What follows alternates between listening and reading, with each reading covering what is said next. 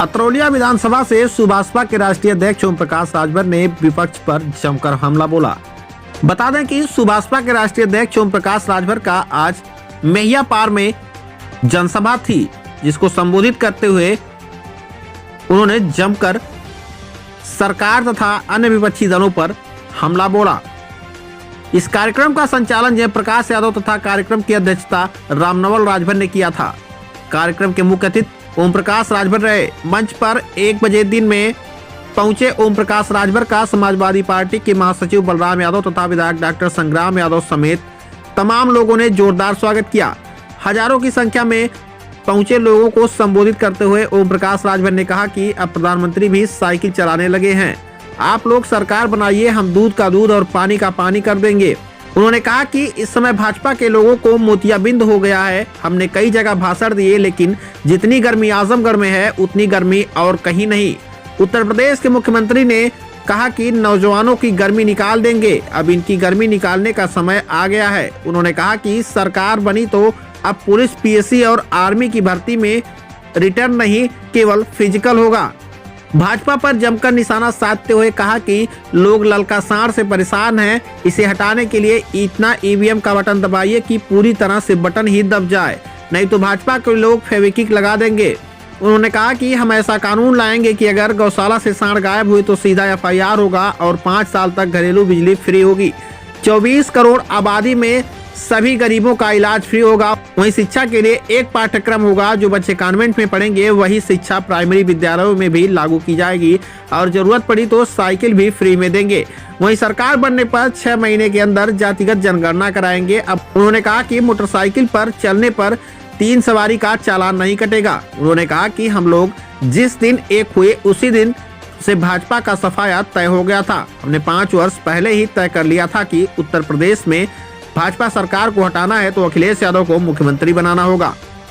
भाजपा पर हमला बोलते हुए उन्होंने कहा कि गोरखपुर में होर्डिंग लगी है, मुख्यमंत्री जी गायब हैं, वहीं गृह मंत्री पागल हो गए हैं, अनाप शनाप बयान दे रहे हैं, बच्चों को इंटर के बाद 12 में नाम लिखवाने के लिए कह रहे हैं। उन्होंने कहा कि दिल्ली में जमाती थूक रहे थे तो कोरोना हो रहा था, अब स्वयं गृह मंत्री थूक लगाकर पंपलेट बांट रहे हैं तो उससे कोरोना नहीं हो रहा है। उन्होंने तंज कसते हुए प्रधानमंत्री को कहा कि प्रधानमंत्री जी कहते हैं कि अच्छे दिन आएंगे, जब अच्छे दिन नहीं थे तो गैस सिलेंडर 400 रुपए था, आज अच्छे दिन आ गए हैं तो गैस सिलेंडर का दाम 1000 हो गया है। उन्होंने कहा कि 7 मार्च को चुनाव के बाद 10 मार्च को यह गाना बजेगा कि मेरे अंगने में तुम्हारा क्या काम है। मतलब भाजपा का पूरी तरह से उत्तर प्रदेश से सफाया हो रहा है।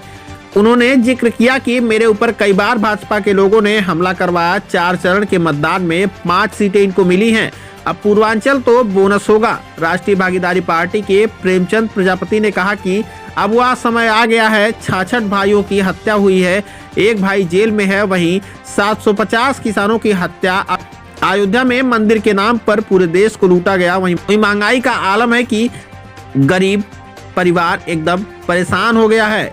अब इन सब का हिसाब चुकाने का समय आ गया है। पूर्व मंत्री बलराम यादव ने कहा कि किसान भाइयों, नौजवान भाइयों, बेरोजगार भाइयों, अगर इज्जत बचानी है तो यह आताताई सरकार को उखाड़ फेंकना होगा। नौजवान साथियों के सामने एक चुनौती खड़ी है। डॉक्टर संग्राम यादव ने कहा कि भाजपा के लोग पूरी तरह से उत्तर प्रदेश के लोगों को छलने का काम किए हैं। अब समय आ गया है, यहाँ का हर नौजवान, हर किसान, हर बेरोजगार हिसाब लेगा। मुझसे अगर कहीं कोई गलती हुई हो तो मैं उसके लिए क्षमा मांगता हूँ।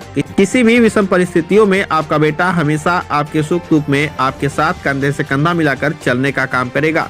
इस मौके पर एमएलसी गुड्डू यादव, चेयरमैन सुभाष चंद्र जायसवाल, प्रमुख चंद्रशेखर यादव, भीम निषाद, रामदुलार राजभर, प्रेमचंद प्रजापति, सुभाष चंद्र यादव, राधेश्याम यादव, संजय मिश्रा भालू समेत भारी संख्या में लोग मौजूद रहे। आइए सुनाते हैं इस दौरान बातचीत करते हुए पूर्व मंत्री ओम प्रकाश राजभर और विधायक डॉक्टर संग्राम यादव ने क्या कुछ कहा। आजमगढ़ से विनोद राजभर की रिपोर्ट। 50,000, 60,000, 40,000 लोग जुट रहे हैं और एक विधानसभा जीतने के लिए कितना वोट चाहिए? 1 लाख। तो पूरे उत्तर प्रदेश में बदलाव की लहर चल रही है। माननीय अखिलेश यादव जी को सीएम बनाने के लिए लोग तैयार हैं। खासतौर पर पूर्वांचल पर नजरें सबकी रही हैं और पूर्वांचल का घर कहा जाता है।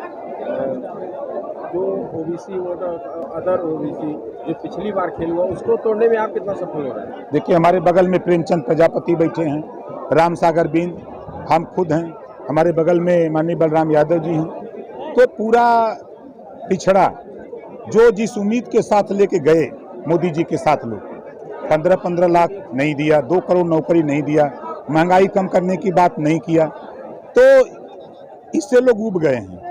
और सबसे बड़ा किसान परेशान है।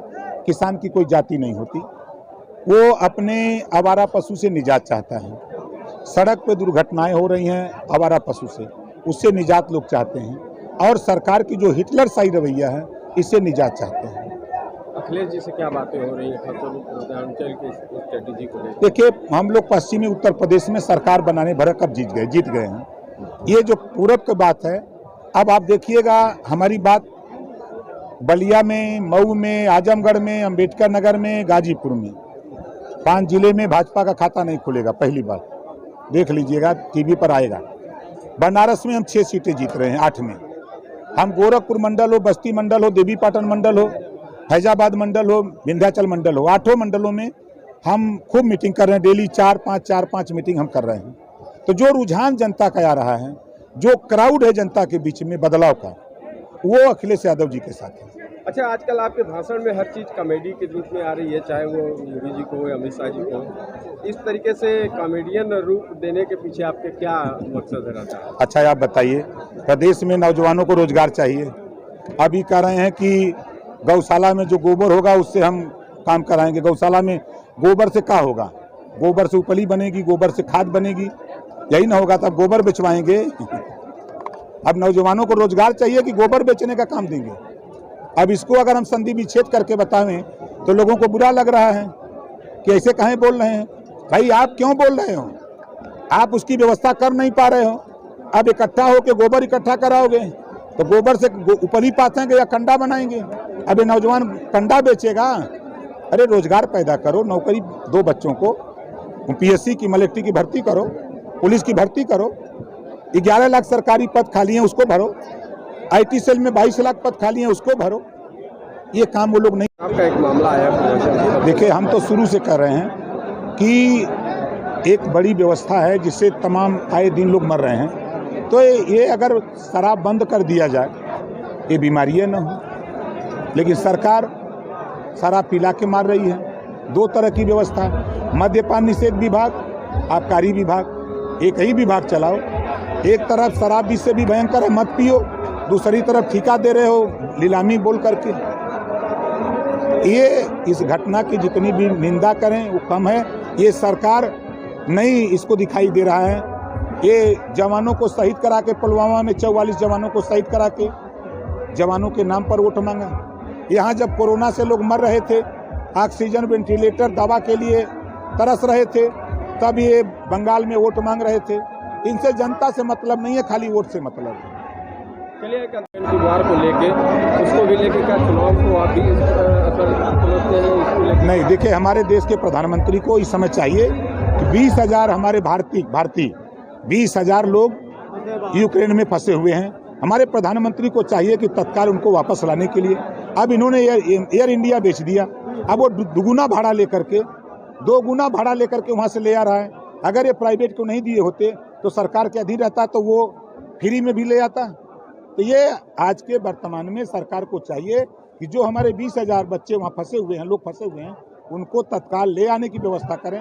लेकिन हमारे प्रधानमंत्री को रैली या वोट मांगने से फुर्सत नहीं है।